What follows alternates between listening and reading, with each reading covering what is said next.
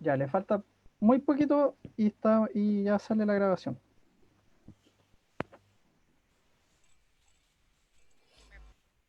Tengo que poner estas cosas porque no tengo micrófono incorporado, no tengo cámara incorporada. ¿No tienes cámara?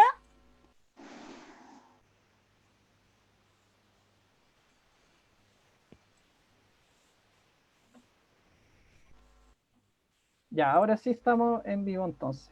Ya. Muy buenas noches, bienvenida a este espacio de conversación que estamos inaugurando. Es un ciclo de conversaciones que lo que busca es ser un aporte a la discusión política de todos finalmente, que estamos envueltos en una pandemia, pero también en un proceso constituyente. El día de hoy nos acompañan dos reconocidas periodistas.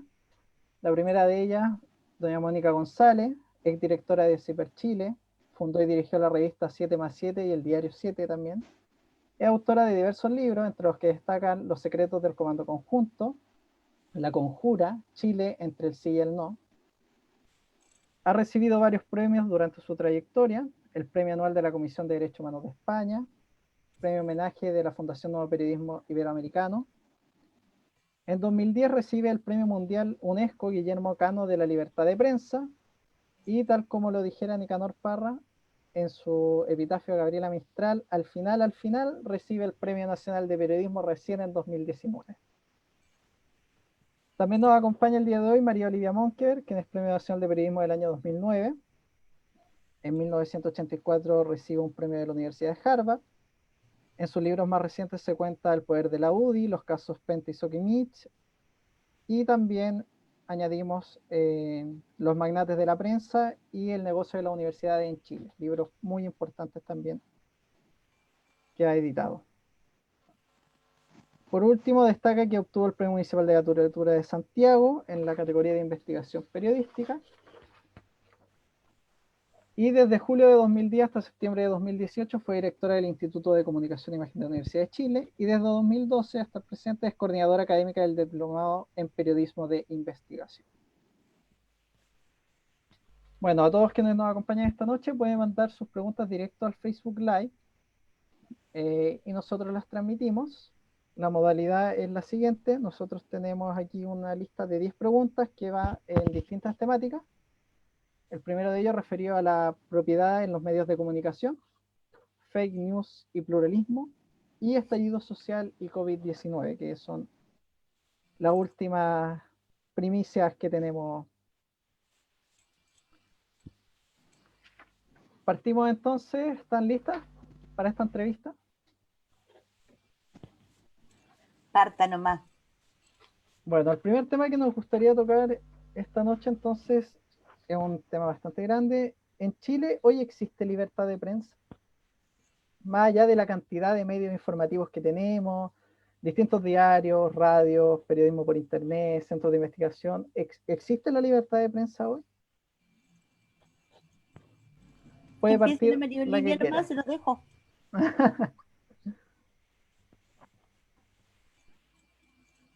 Estaba aprendiendo el otro parlante. Se fue la onda de Mauricio. Mauricio, no te escuchamos. Sí, la primera pregunta es si en Chile existe la libertad de prensa. Así ¿y quién contesta? ¿Quién contesta?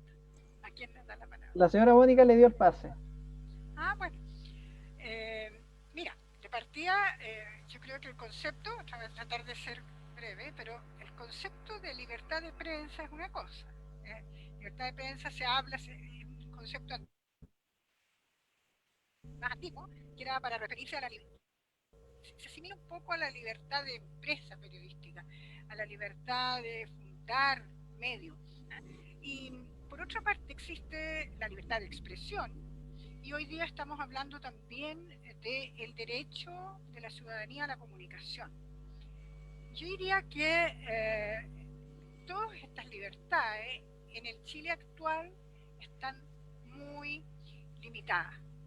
Muy limitadas porque la situación de los medios de comunicación en Chile, en la prensa escrita, por ejemplo, está en manos de lo que ya algunos conocen, que hemos denominado el duopolio, dos grupos importantes, significativos, vinculados a otros ámbitos de los negocios y con muchas relaciones con el gran empresariado sobre todo, que es el grupo Copesa por una parte y el grupo de la familia Edwards con todo lo que es el Mercurio y sus diarios a través de las regiones.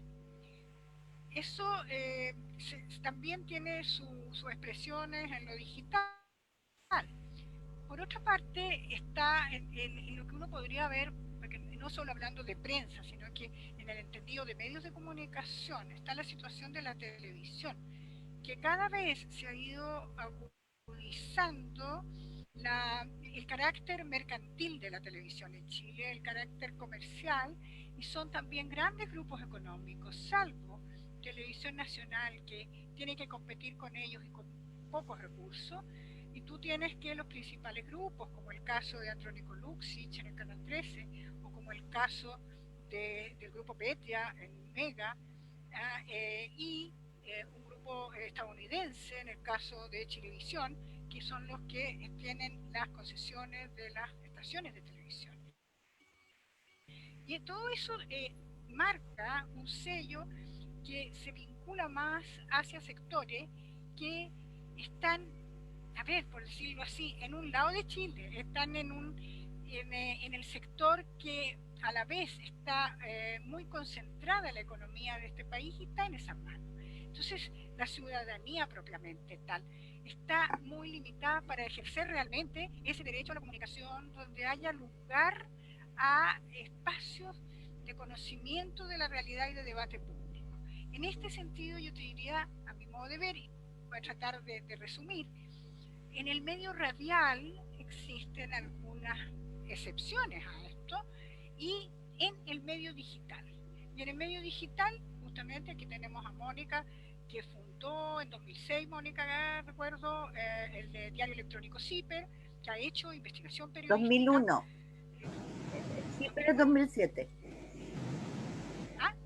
CIPER es 2007. CIPER. Sí, me refiero a CIPER. Cumplimos 13 años el 1 de mayo. Claro. Y luego, hoy día, tú tienes medios como Interferencia o medios como El Desconcierto, el propio The Clinic, El Mostrador, pero que sobreviven con mucho esfuerzo.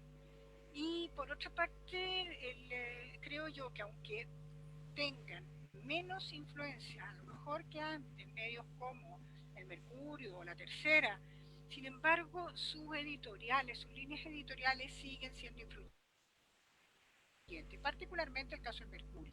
Entonces, estos son límites reales, son límites que y uno lo ve y lo advierte, lo podemos ver más adelante. Tú mencionabas el estallido social y mencionabas a la pandemia ahora. De verdad, cuesta que hayan más espacio. Y yo creo que hay una deuda que han tenido quienes fueron gobierno antes, quienes son parlamentarios de oposición hoy día, en que no hubo apoyo suficiente para que pudiera desarrollarse un periodismo crítico, que es absolutamente necesario en este país. Yo creo que eso es una falencia como sociedad. Y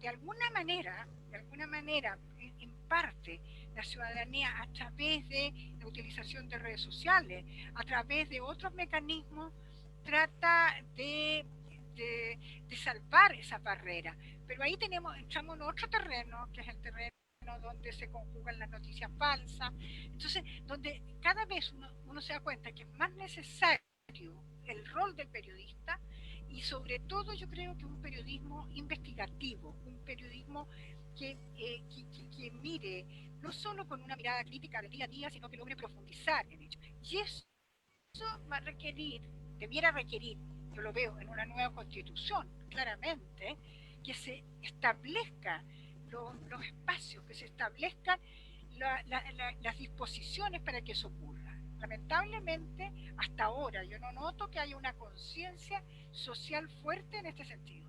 Y creo que tenemos que contribuir a que eso se genere. Por lo tanto, agradezco la oportunidad de conversar de estas cosas a ustedes como estudiantes de la universidad en este minuto que están haciendo este foro, esta conversación.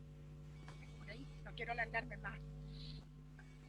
Bueno, a mí me parece que el término libertad de prensa es obsoleto y que lo que tenemos en juego hoy día, independiente de que con esta pandemia haya países donde el autoritarismo está cercenando todas las libertades y está cerrando el aire a la democracia, el oxígeno, como El Salvador, como Brasil, como Nicaragua, como Venezuela, como en el mismo Estados Unidos, donde el presidente ha convertido a la prensa en su enemigo principal.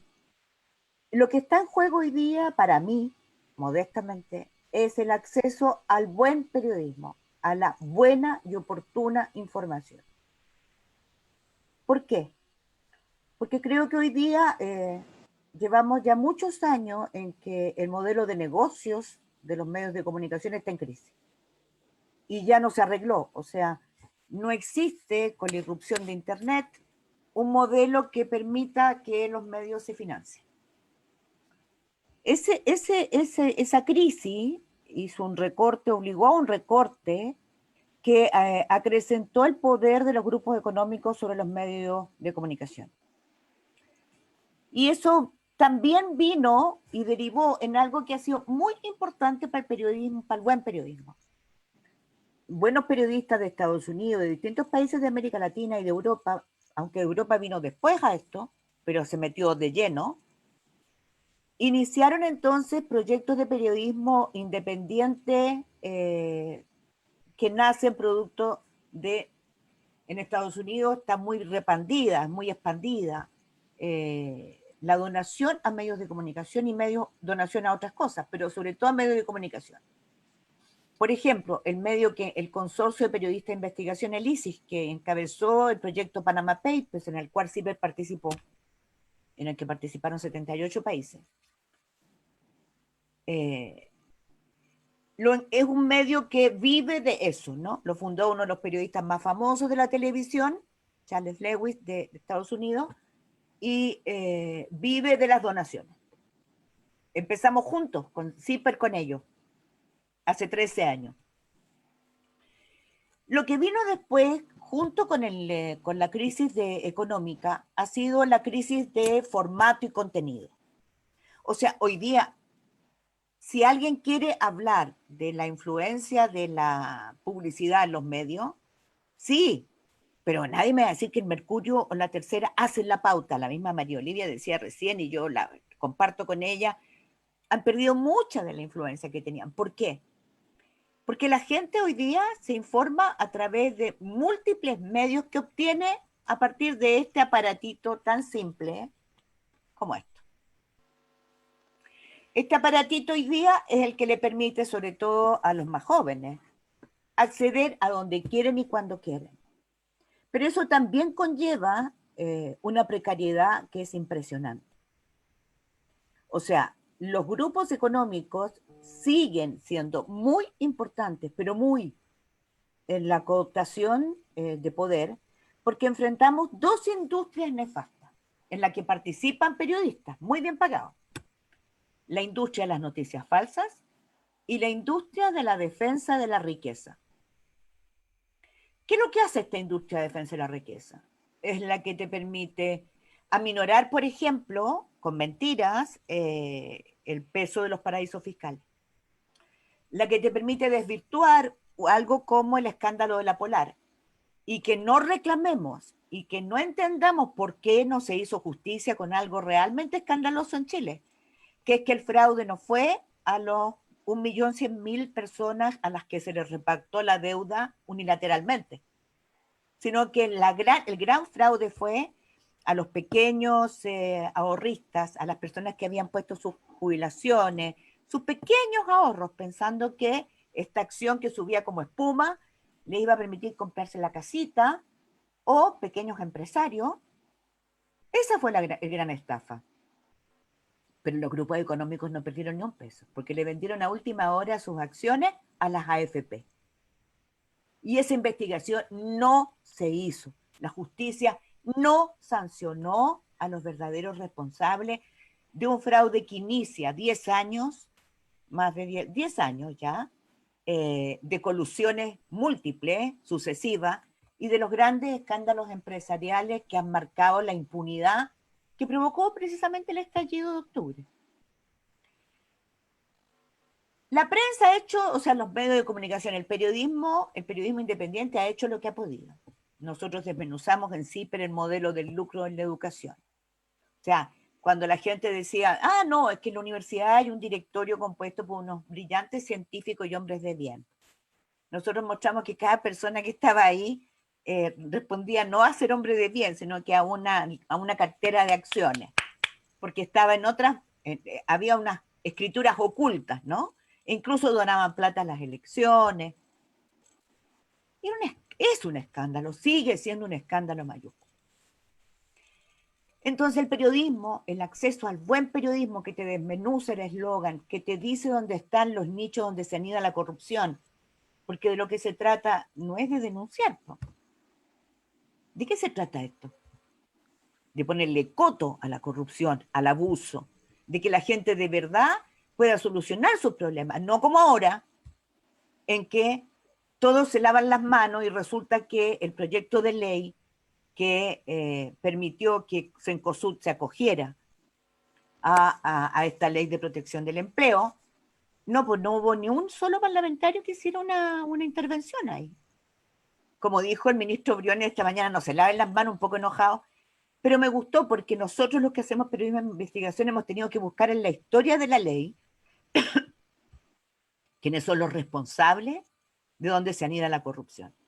Por eso que insisto, más aún en estos momentos de pandemia, en que nosotros lo que enfrentamos, y con esto quiero redondear, un problema grave, que es el más grave de todos. Si los ciudadanos no tienen acceso a la buena información, a la oportuna información, no aquella que hace la industria de las noticias falsas o la industria de defensa de la riqueza corrupta, queda ciego. Y hoy día es peor porque queda a merced de quienes quieren que se infecte, quienes quieren proteger la economía y no la vida. Y yo creo que en ese contexto, yo me atrevo a decir que no hay ni una posibilidad que volvamos a un esquema en que el Estado tenía medios. María Olivia y yo trabajamos en La Nación en 1990. Y yo quiero decir que cuando me acuerdo, fueron los únicos 4 años, 3 años, duró 4 años, en que el gobierno no pauteó, no hizo uso de su poder. Pero en general en Chile los políticos tienden a hacer uso del poder que tienen y mucho más cuando tienen un medio del que no son dueños, que el Estado les da la propiedad. Si tuviéramos una cosa como la BBC, donde se distribuyen fondos para medios regionales, sería muy distinto. Pero yo no confiaría en ningún proyecto, en ningún estatuto, ni en ninguna fórmula que le dé poder a un gobierno para poner y sacar directores, porque eso ya resultó ser nefasto. Lo que yo confiaría es en un proyecto en que le dé autonomía al periodismo riguroso, al periodismo que tiene que jugarse en la cancha de la credibilidad y la confianza con información buena, oportuna, esa que te dice, como insisto, dónde está el origen de sus problemas. Y yo creo que en ese sentido vamos a una transformación muy violenta del periodismo, que tiene que reinventarse. Y vamos a una cosa muy bonita, que es la irrupción de un periodismo regional muy vigoroso, muy fuerte, y que obtiene financiamientos también de filantropía en sus regiones. Yo creo que ni siquiera logramos pispar ni divisar lo que viene, pero yo soy muy esperanzada en que lo que viene es independencia, vigor y mucha fuerza de un periodismo que va a sacar nuevas herramientas y va a saber rescatar la independencia.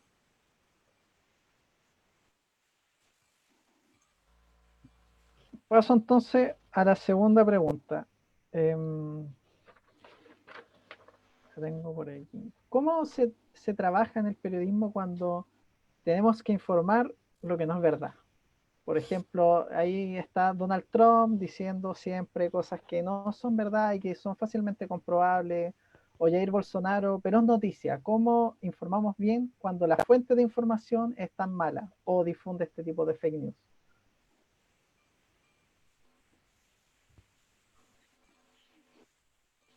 A ver, tú estás hablando de dos personajes absolutamente insólitos, ¿ah? Que casi no dan para fuentes de información, en el sentido ni que Trump ni Bolsonaro.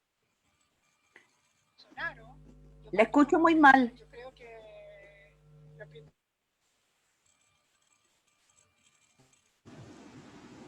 sí, yo también te... Ahí me escuchan mejor. Ahí te escucho mejor. Ahora ¿Me sí. escuchan mejor o no? Sí. ¿Ah? Ya. Sí, que se me había quedado bajito. El caso de los ejemplos que tú das, más que fuentes de información, yo los considero dos personajes incalificables, ¿no? Tanto Trump como Bolsonaro, además se han demostrado por todo lo que son en esta pandemia, en que realmente son con sus declaraciones aberrantes no solo contra la prensa, como decía Mónica, sino que pueden llevar a su pueblo a situaciones muy extremas. ¿Ya? De verdad, ahí es que nosotros como periodistas, aunque uno va desarrollando siempre un espíritu crítico, partes por saber qué es lo que tienes por delante, y a personajes así, obvio que no les vas a creer.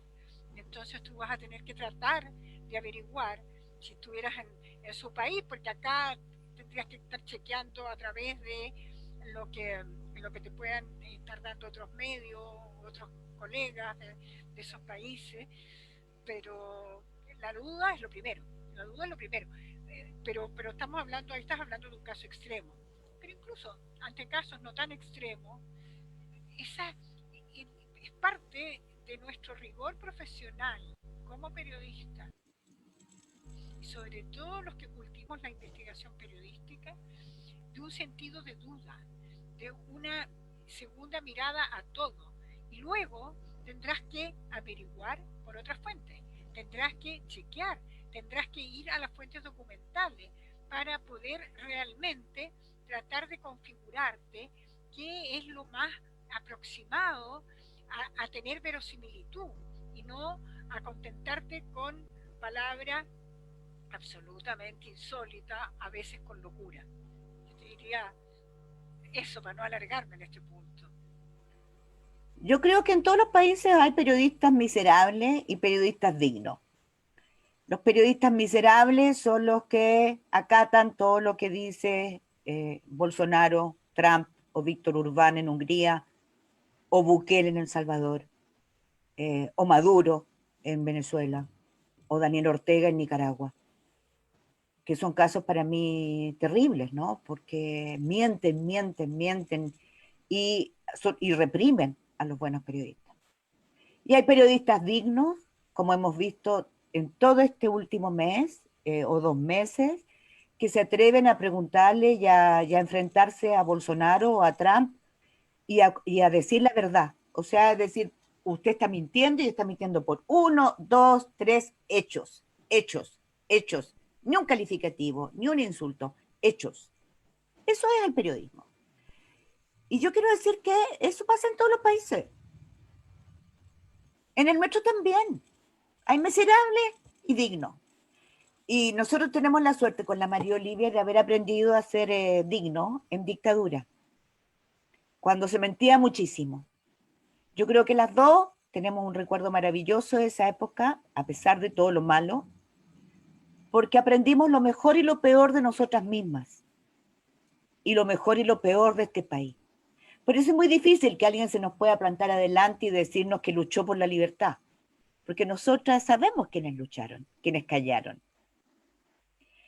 y aprendimos el rigor, aprendimos que la mentira era doblemente peligrosa, aprendimos a decir la verdad siempre, a investigar con rigor, porque era la verdad la que única que podía posiblemente salvar una vida.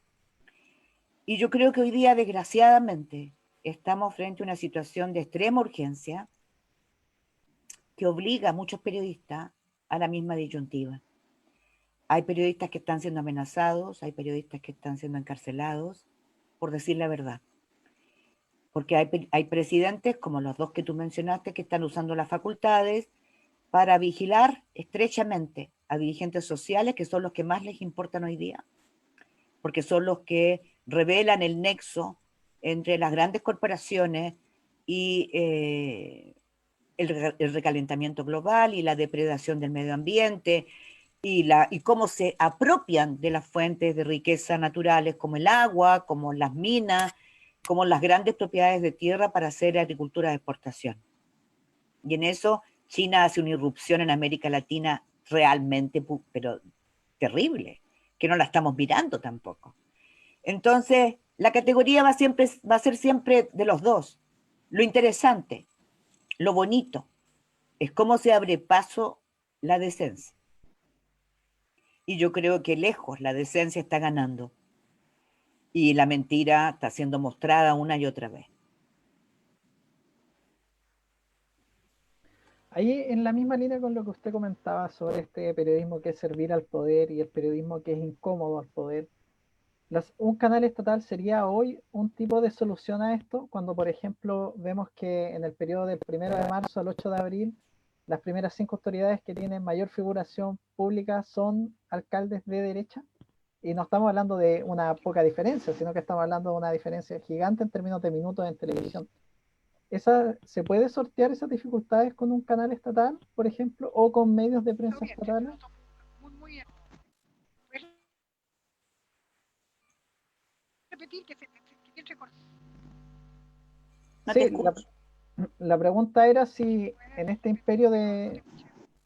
el imperio de medios que estamos viendo, ¿es posible que medios informativos pero estatales logren equilibrar la balanza o hay que pensar en nuevas formas y en nuevas soluciones?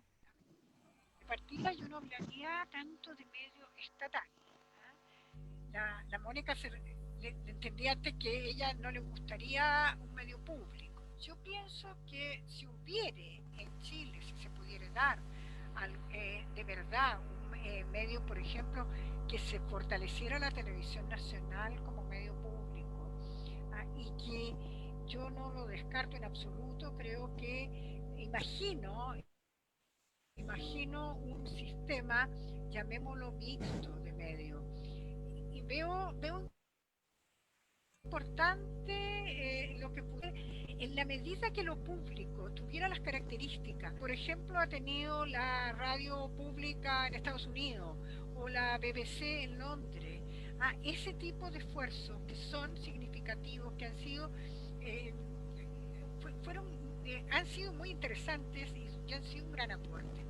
Yo creo que lo que no significa que sea estatal gubernamental, ¿me entiendes tú? Sino que sea realmente que pudiera garantizarse unos ciertos criterios de independencia, de autonomía. Pero a la vez pienso en que hay otros sectores. Yo veo 3 sectores clave. Por cierto, lo privado, ojalá pudiéramos desarrollar. Yo siempre he soñado con algo que en España se dio en un comienzo, cuando nació el diario El País, por ejemplo, y en Chile fue más un sueño, que creí por ahí hoy en los años 80 y al final no fue por ahí, que es la idea de cooperativas de periodistas, que es la idea de entidades que pudieran pertenecer a lo mejor a un grupo de periodistas, de profesionales que estén vinculados a las comunicaciones y que un poco en la línea